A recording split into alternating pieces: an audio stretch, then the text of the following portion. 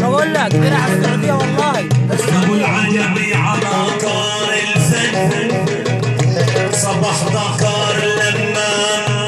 بالذمة ده شكل بتصوريه يا عصام الوضع ضفره طويل هاتولي بسرعة قلام مش ضوافر اليد القلام ما بيقلمش ضوافر اليد بيقلم ضوافر الرجل والضفرين الرجل بتتكلم بريه استنوا بكلم الناس استنوا لو حبيتكم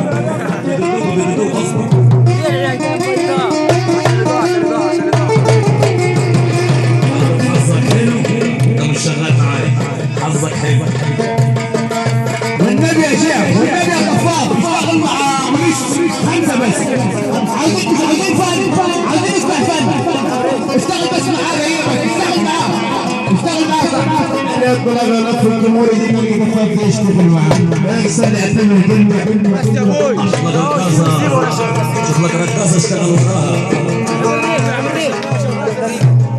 بقول لك يا بريش الله يقطع السعوديه اسبوع بالضبط على السعوديه ان شاء الله.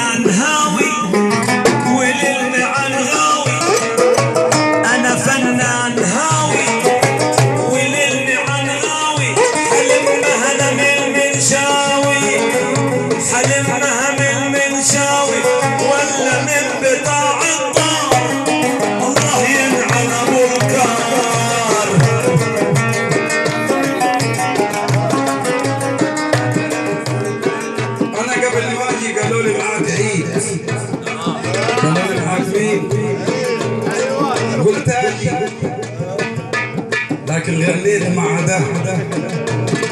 هزلت المقامات هزلت المقامات ده بيغني هلاوي ان شاء الله يا سيدي لا يعرف في الموسيقى مقامات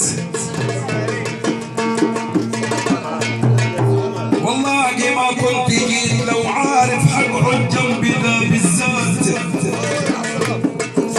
بس كملت الليلة